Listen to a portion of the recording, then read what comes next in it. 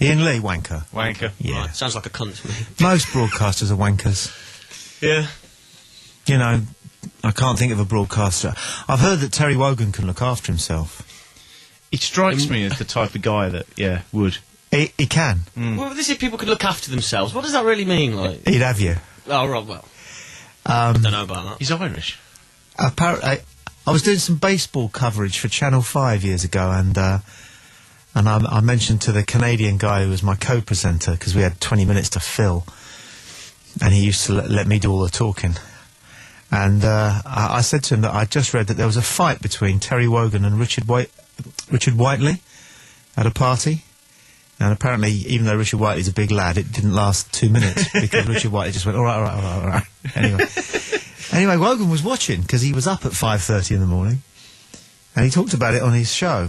And he ended it by singing this little Irish song that, I don't know how it goes. It goes something like, with my shillelagh under me arm and a twinkle in the eye. And it's a song about going off to beat somebody up with an Irish stick, which is called a shillelagh. So I reckon Wogan's potentially a bit of a see you next Tuesday. Yeah, he's kind of, I don't know. I think that probably comes from his sort of, the fact that his stature in radio, do you know what I mean? He thinks because he's been in there so long now, he probably is... They say he knows where the body's buried. Yeah, that's exactly what I mean, yeah. Okay. Yeah.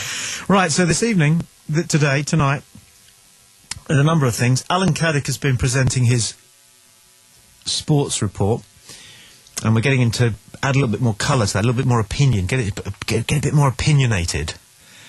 Joe's called. He needs to just add that little punch. Apparently. Yeah, he's got the intonation right now. He's going up at the end of every sentence, and his audio's great.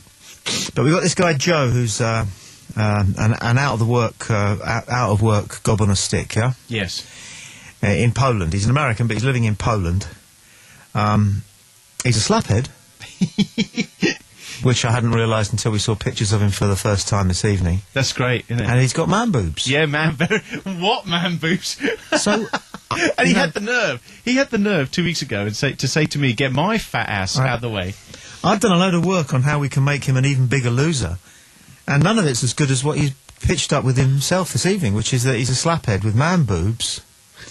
I was going to suggest that he joined the Green Party, maybe went vegetarian. That's they're losers.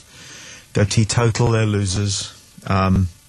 Get with Heather Mills on the divorce argument. Don't even get me started on that. If he went with Heather Mills, I mean, what a loser. She's in it for the money, isn't she? She's a disgrace. Did Jonathan Ross really say that? I don't know, but... Do you know what Jonathan Ross is alleged to have said? No. She said it on GMTV, that Jonathan Ross said somewhere, whether it was on his show... I think it was, because I do remember hearing about it at the time, and somebody said that it was a big insult and she'd taken great offence to it at the time, yeah.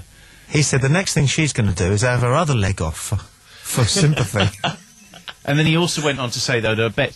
He said something about... I bet she's only hiding it or something like that, isn't it? She's really not got a leg missing or something. And he does seem to have a down on She's going to reveal that it's... He did that... hi, caller, you're with Play Radio. Hey, I tell you what, I always thought it's a bit of a cunt. Go on. Cliff Richard. Wanker, surely. No. Can't call Cliff a cunt. Wanker. Cliff's a huge wanker, literally, probably. No, he's not. Well, he doesn't far worse than that. He never gets to put his penis in anything else. Well... So I think he must wank a lot. Well, has he? I don't know, he's quite religious. Does he allow himself to wank? Exactly, he's like a ascetic. Yeah. Didn't he shake that birds on the BBC? The closest he gets to an orgasm these days is singing a cappella at Wimbledon. Sue Barker. Sue Barker, that's her, yeah. I met the two of them in a bar, and Sue asked me out. So no, I don't think they were shagging. No? You got asked out by Sue Barker? I did. You lucky dog. Have you heard of a tennis player called Djokovic? He's very funny. He tried to teach... somebody wanted to know how to speak Russian. So he was going through all these various words. And he said... and also he said, no, Croatian. And he said...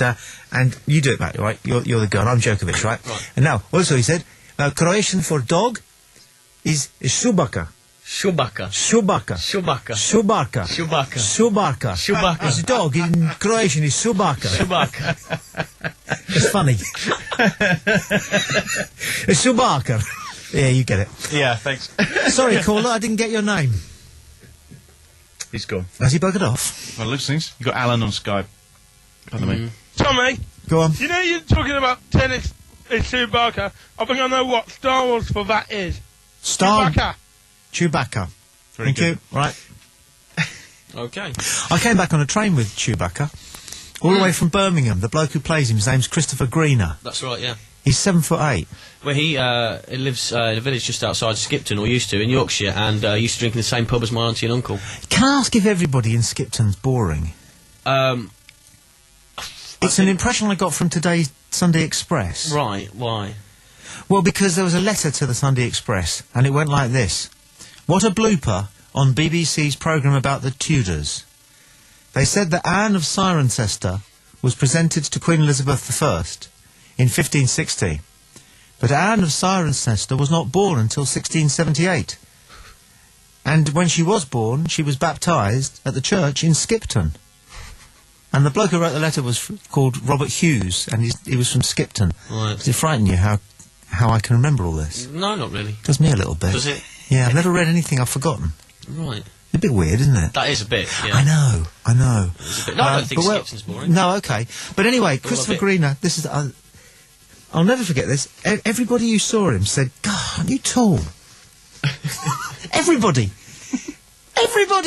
Everybody walking past him on the train went, oh, aren't you tall? And I said to him, is that what you get? He said, all the time people say to me, aren't you tall?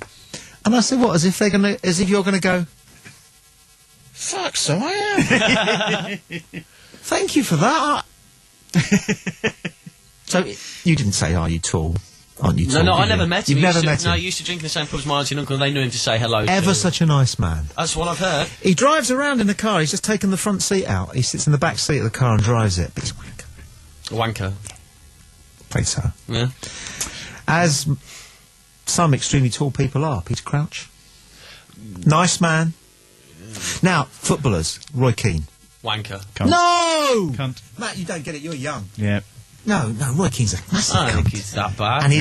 Roy, No, Roy he- Keane, sorry, I'm thinking Robbie Keane. Roy Hard. Keane, cunt, yeah. Yeah, Roy Keane. Roy Keane, cunt. Robbie Keane, Fantastic wanker. cunt. Because he's living in the shadow of a cunt. And if you said to Roy Keane, you are such a cunt, he'd go, thank you very much. He'd get it. He'd probably hit you as well. No, he wouldn't. He'd I think take he it as a would. compliment.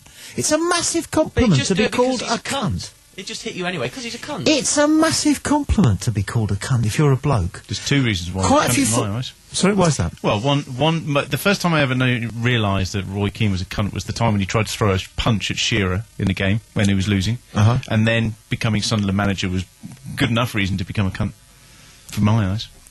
Yeah, but you're getting confused about... No, I know. You're getting confused about this this word in the English language. It's the one shrine word left, isn't it? It's a shrine, that word. For a whole variety of reasons. It is the most 22-carat word in the English language now, for English people. I don't know if it's used in the United States. No, I think it is a bit. it is, but not as often certainly not as often here. I think it's even more taboo over there. I mean, But it's a giant word. yeah. And so, on a programme where we do taboo subjects, we have to talk about it and explore what it actually means. And it is not an out-and-out insult amongst men. It really is not. They have an extension of the saying almost of the word cunt, where it's cunty. Is that what they say? Well, no, but they have a if you're cunty, it's kind of like acting like a cunt. But like you call somebody like that Jimmy works down the market. He's a lovely cunty, isn't he? That's quite an affectionate way of putting it. I'll tell you, I've It's not liked such it, an yeah. insult. You can't. Don't we? You go, you can't. Yeah. And that is such like praise, isn't it? I mean, Yeah. it's such an affectionate thing. Yeah. A real bonding thing. If you know a bloke willing to say, you right cunt you are, aren't you? It's powerful. It's a word with about 8 or 10 different meanings. Unfortunately, it's the last word to be liberated, isn't it? I'm so glad I don't edit the podcast anymore. I was thinking of you. We podcast this. I know you're listening live, but if you're podcasting, you'll have noticed. Well, you'll have known because the information decorates.